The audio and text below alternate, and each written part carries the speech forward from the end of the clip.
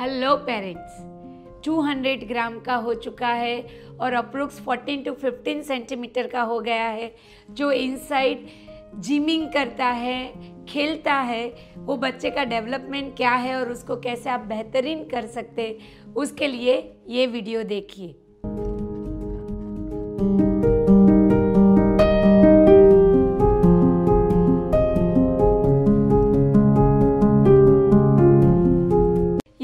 Parents, मैं doctor Megha Shah, gynaecologist, गर्भ संस्कार and parenting coach and founder of Tathastu. तो हमारी ये जो week by week development and गर्भ संस्कार की सीरीज़ है, बहुत सारा जो फास्ट डेवलपमेंट अभी आपका बेबी का हो रहा है, उसमें 3-4 चीज़ें बहुत रिमार्केबल अभी ये वीक में होने वाली हैं। सबसे पहले, अब आपका बच्चा इनसाइड वूम्ब को, टमी को जिम की तरह फील करके फुल एक्सरसाइज करता है। कभी किकिंग करना, कभी रोलिंग करना, कभी पुशअप्स करना, एवरीथिंग। तो बेबी तो एक्सरसाइज कर रहा है, पर मम्मी भी कर रही है ना एक्सरसाइज। साथ में बच्चा अभी काफ़ी चीज़ें ग्रास्प करने की, पकड़ने की, टच करने की प्रैक्टिस करना शुरू करता है। तो बेबी अभी अम्बिलिकल कॉर्ड को कभी कभी पकड़ता है, मम्मी के वूम्ब के ऊपर वो क्राउल करने की कोशिश करता है।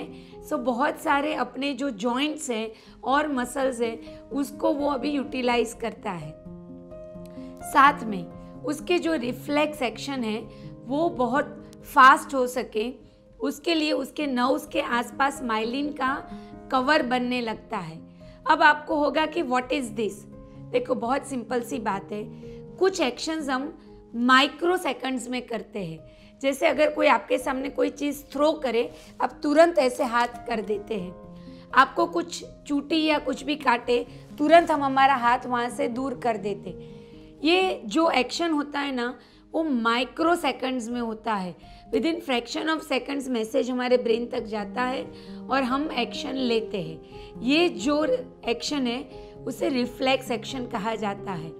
नेचुरली इसके ट्रांसमिशन की स्पीड बहुत ज़्यादा है और ये बहुत ज़्यादा बनाने के लिए हमारी जो नर्व सेल होते हैं उसके आसपास एक कवरिंग होता है माइलिन शीथ का, जो अभी बच्चे में बनना शुरू हो जाता है।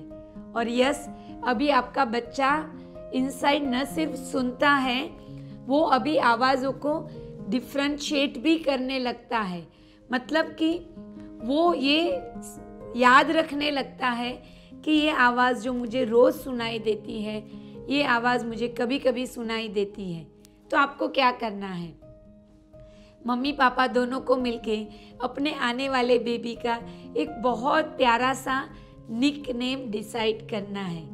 यस, वो जेंडर स्पेसिफिक नहीं होना चाहिए, बिकॉज आपको नहीं पता है कि इनसाइड क्या जेंडर है, राइट?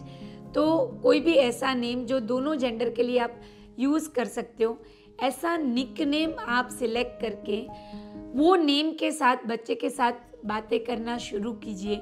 बच्चे को वो नेम के साथ एड्रेस करना शुरू कीजिए। इससे आपका बच्चा वो नाम के साथ अपने आप को कनेक्ट करने लगेगा और उसके बहुत सारे बेनिफिट्स हैं। बच्चा जब बाहर आएगा, जब भी ये नाम लेके आप उसको एड्रेस करेंगे, वो अपने आप को उससे कनेक्ट करके आपको बहुत प्यारा ब्यूटीफुल रिस्पॉन्स देगा। एक मेरे साथ कनेक्टेड हमारी जो वर्कशॉप्स एंड ऑनलाइन प्रोग्राम्स होते हैं, उसमें कनेक्टेड एक फिजियोथेरेपिस्ट डॉक्टर का एक्सपीरियंस है कि वो अपने बच्चे को इनसाइड सोनू करके बुलाते थे। जब वो बच्चे का जन्म हुआ, थोड़ा प्री मैच्योर था, 8वें महीने में डिलीवरी हुई थी, उसको थोड़े दिनों के लिए एनआईसीयू में रखा गया था। एंड वो डॉक्टर ने हमें डिस्क्राइब किया कि जब मैं पहली बार बच्चे को मिलने एनआईसीयू में गई, बेबी सो रहा था, उसको काफ़ी ट्यूब्स एंड ये सब लगे हुए थे, बट मैं भी स्कैर्ड थी कि मेरे बच्चे को एनआईसीयू में रखा गया है, पता नहीं आगे क्या होगा। बट जब मैं एनआईसीयू में गई उसके पास, मैंने उसको सोनू ऐसे करके बुलाया, इमीडिएटली उसने अपने हाथ पैर से मूवमेंट दी और अपनी आंखें खोली। एंड मुझे भरोसा आ गया कि अब मेरे बेबी को कुछ नहीं हो सकता। अभी तो फिलहाल उनका बच्चा काफ़ी बड़ा हो गया है, but yes, so this is what you can do. आपको बातें तो बच्चे से करनी है, पर अभी बच्चे को एक आप बहुत प्यारा पेट नेम भी दे सकते हैं।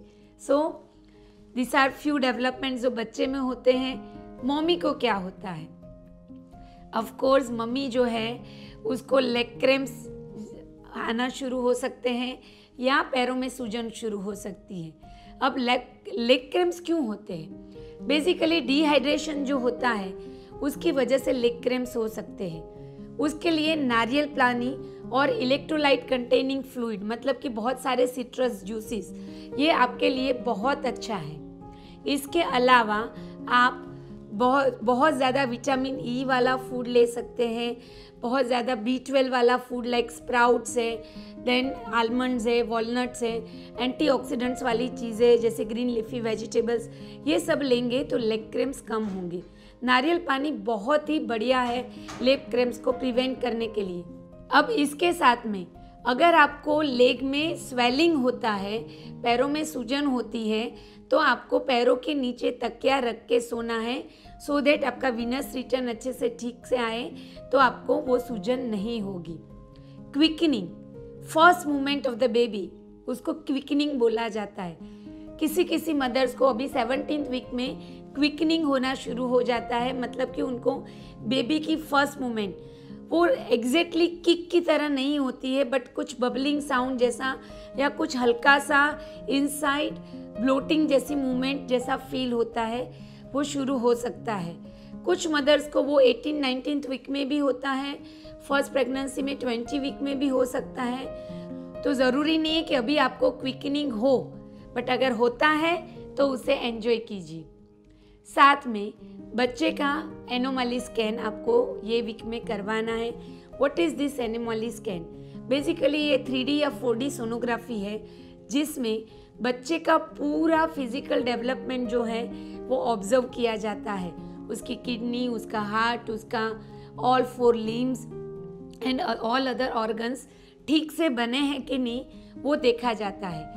अगर इसमें कहीं पे कुछ मेजर प्रॉब्लम्स हैं तो वो रिपोर्ट किए जाते हैं और उसके आधार पे डॉक्टर डिसाइड करते हैं कि should we continue this pregnancy और नॉट। वैसे 1 लाख लोगों की सोनोग्राफी की जाए मदर्स की, तो उसमें से 3 या 4 मदर्स को ही मेजर प्रॉब्लम्स होते हैं, बट यस उसे रूल आउट करना ज़रूरी है। तो इस वक्त पे आपको अपना एनोमली स्कैन कराना है एंड उसके बाद में ट्रिपल मार्कर टेस्ट कराना है। What is this triple marker test? Mother का ब्लड लेके उसके हार्मोनल असेसमेंट के थ्रू पता चलता है कि बच्चे को कोई मेंटल रिटार्डेशंस या तो ट्राइसोमी 21 या डाउन सिंड्रोम्स के चांसेस नहीं है ना। अगर ऐसा कुछ डाउट लगता है तो फर्दर कुछ इन्वेस्टिगेशन करने पड़ते हैं और उसके आधार पे डिसीजंस लेना पड़ता है। So this are the main things जो आपको इस वक्त ध्यान रखनी है। यस, समटाइम्स कुछ मदर को स्नोरिंग भी बहुत ज़्यादा होता है, क्योंकि नेज़ल जो कंजेशन होता है उसकी वजह से मदर जब सोती है तो स्नोरिंग होता है। उसमें आप थोड़ा सा अपने पिलो को एडजस्ट करेंगे, थोड़ा अपराइट पोजीशन में सोएंगे, या तो सोने से पहले थोड़ा स्टीम इनहेलेशन लेके नेज़ल कंजेशन को दूर करेंगे, तो ये प्रॉब्लम को आप डील कर सकेंगे। एक बहुत बड़ी बात, अब मदर को काफ़ी अलग अलग सोच आना, स्ट्रेस होना, एंजाइटी होना शुरू हो जाती है। जैसे मेरी प्रेगनेंसी ठीक तो रहेगी, क्या मेरे बच्चे का ग्रोथ प्रॉपर है, क्या मेरी नॉर्मल डिलीवरी होगी, क्या मेरी डिलीवरी के वक्त मुझे कोई कॉम्प्लिकेशंस तो नहीं होंगे, क्या मैं एक अच्छी मदर बन पाऊंगी। ऐसे बहुत सारे थॉट्स एंड ये थॉट्स से जुड़ी एंजाइटी आपको होगी। For some extent it is okay. अगर आपको बहुत ज़्यादा हो रहा है तो आपको उसे डील करना है, क्योंकि आप अगर स्ट्रेस में या नेगेटिव मोड में रहेंगे तो आपकी सारी ब्लड वेसल्स कॉन्स्ट्रिक्ट हो जाएगी, आपका शरीर प्रोटेक्शन मोड में चला जाएगा। तो उसकी वजह से बच्चे का जो डेवलपमेंट होना है, बच्चे तक जो ऑक्सीजन पहुंचना है, बच्चे तक जो न्यूट्रिशन पहुंचना है, वो कम हो जाएगा और उसकी वजह से बच्चा जो है वो फिजिकली या मेंटली कम डेवलप होके आ सकता है। डॉक्टर स्टॉट की एक बहुत अच्छी रिसर्च है जो उन्होंने 1300 स्त्रियों पे की थी एंड उन्होंने प्रूव किया था कि अगर मदर प्लानिंग या प्रेगनेंसी में स्ट्रेस में रहती है, एंजाइटी में रहती हैं, तो मेंटली या फिजिकली एबनॉर्मल चाइल्ड आने के चांसेस 237% हाई है। तो ऑब्वियसली आप ये नहीं चाहेंगे, तो आपको अपने स्ट्रेस को डील करना पड़ेगा। आपको कैसे भी अपनी ये सारी एंजाइटी को दूर करके खुश रहना पड़ेगा, और उसके लिए बहुत सारी एक्टिविटीज़ होती हैं। एक एक्टिविटी मैं यहाँ आप लोगों को बता रही हूँ, उसको कहते हैं रबर बैंड एक्टिविटी। ऐसा एक रबर बैंड जो आपको इजीली मिल जाएगा, इसे लीजिए और इसे आप अपने हाथ में ऐसे पहन सकते हैं, लाइक दिस। जब भी आपको कोई भी नेगेटिव सोच आए, लाइक क्या मेरी प्रेगनेंसी सलामत रहेगी, मान लो ये टेंशन हुआ, आप ये रबर बैंड को ऐसे खींचेंगे और इसको रिलीज़ करेंगे और 5 बार बोलेंगे कि मेरी प्रेगनेंसी बहुत सलामत है, मेरी प्रेगनेंसी बहुत सलामत है, मेरी प्रेगनेंसी बहुत सलामत है, मेरी प्रेगनेंसी बहुत सलामत है, मेरी प्रेगनेंसी बहुत सलामत है। अब ये क्यों? जब आप ऐसा करेंगे एवरी टाइम, जब भी आपको नेगेटिव थॉट आएगी, आप रबर बैंड को खींच के ऐसे छोड़ेंगे और साथ में पॉजिटिव अफर्मेशन करेंगे, आपका जो शरीर है, आपका जो ब्रेन है, वो नेगेटिव थॉट के साथ पेन को एसोसिएट करेगा। ब्रेन का रूल है कि वो आपको हमेशा पेन से बचाना चाहता है। तो जब नेगेटिव थॉट करने पे ब्रेन को पेन परसीव होगा, ब्रेन आपको वो थॉट फिर से नहीं करने देगा। एंड आप ऑब्जर्व करोगे कि थोड़े दिन के बाद आपको वो नेगेटिव थॉट्स आना बिल्कुल बंद हो गया है। बट उसके लिए थोड़े दिन ये पेन को आपको टॉलरेट करना पड़ेगा। और यस, अपने बच्चे के आइडियल डेवलपमेंट के लिए थोड़ा सा पेन टॉलरेट करना इज ओके। यस और no, right? So this is wonderful activity, you can do it. और एक अफर्मेशन है, आप डेली कर सकते हैं। डेली आप उसको 250 टाइम्स बोलिए, जैसे कि मेरी प्रेगनेंसी बहुत ही हेल्दी एंड हैप्पी है और मैं पूरे महीने पे एक तंदुरुस्त बच्चे को सरल रूप में जन्म दे रही हूँ।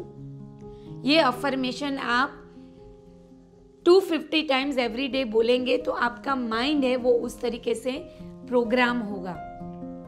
यस पेरेंट्स, हमारा जो ऑनलाइन कोर्स होता है उसमें मैं आपको पूरे सबकॉन्शियस माइंड को कैसे यूटिलाइज करना है अपने एक हेल्दी और हैप्पी बेबी के लिए, हेल्दी और हैप्पी प्रेगनेंसी के लिए, और अपने बेबी के प्रॉपर डेवलपमेंट के लिए, संस्कारों के डेवलपमेंट के लिए, उसके बारे में बहुत ज़्यादा डिटेल में पूरा आपको समझाती हूँ।